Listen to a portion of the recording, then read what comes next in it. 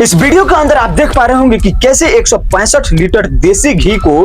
गंगा नदी के अंदर बहाया जा रहा है और फिर ये वीडियो सोशल मीडिया के ऊपर इस कदर वायरल हो रहा है जिसमें ये बताया जा रहा है कि ये भक्ति और आस्था का जो है श्रद्धा का प्रतीक है और लोग जो है अपनी किसी मन्नत को पूरी होने के बाद 165 लीटर देसी घी गंगा नदी के अंदर विसर्जित कर रहे हैं। लेकिन आज हम आपको बताएंगे कि आखिर ये जो आस्था और भक्ति और श्रद्धा के नाम पर जो चीजों को जोड़ा जाता है वो आखिर हमारे पर्यावरण के लिए, आखिर मानव जीवन के लिए या फिर प्राणी के लिए धरती पर कितनी बड़ी संकट का रूप धारण करती है। अब देखिए ऐसे ऐसे अंधभक्तों को इस प्रकार की एक्टिविटी करने को प्रेरित कौन करते हैं, तो बागेश्वर धाम सरकार जो धीरेन्द्र शास्त्री जी हैं उनके जैसा लोग या फिर ये अनिरुद्ध आचार्य जो है उनके जैसे लोग या फिर प्रेमानंद महाराज, मतलब देश के अंदर ऐसे ऐसे जो है पाखंडी बाबा बैठे हुए हैं जो लोगों को अपनी बातों से जो है झांसा दे करके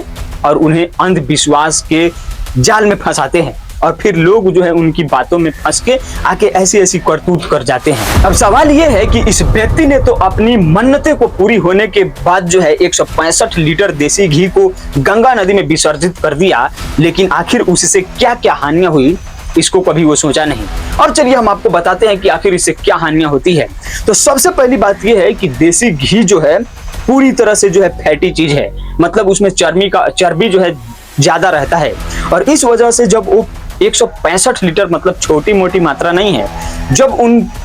पूरे घी को जब गंगा नदी के अंदर विसर्जित किया जाएगा तो फिर घी पानी के सतह पर बैठ जाता है और जब पानी के सतह पर बैठता है तो पानी के अंदर नीचे जितने भी जलीय जीव हैं, चाहे वो मछली हो या फिर जो भी हो, उनको ऑक्सीजन लेने में दिक्कत होती है। मतलब जब मोटी परत बैठ जाती है तो ऑक्सीजन का आदान प्रदान जो है पानी के अंदर मुश्किल हो जाता है और इस तरह से क्या होता है कि पानी के अंदर जो जलीय जीव है उनकी मृत्यु होने लगती है। इतना ही नहीं, जब ये देसी घी कुछ टाइम के बाद सड़ता और गलता है तो फिर इसको बैक्टीरिया तोड़ने लगते हैं और जब बैक्टीरिया तोड़ते हैं तो सबसे ज्यादा जो है ऑक्सीजन का उसमें खपत होता है और इस तरह से पानी जो है पूरी तरह से प्रदूषित हो जाता है। मतलब कुल मिलाकर के जो है पानी के अंदर जलीय जीव हो उनके जीवन पर संकट पूरी तरह से आता है। अब आखिर इसके पीछे जो है मतलब लोगों की इस आस्था और श्रद्धा के चीज से जो जोड़ा गया है, तो पता ना भगवान उनकी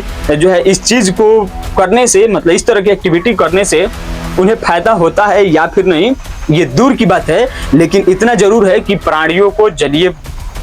को या फिर जल पूरी तरह से प्रदूषित जरूर हो जाता है और तो और प्राणियों की जीवन संकट में जरूर आ जाता है।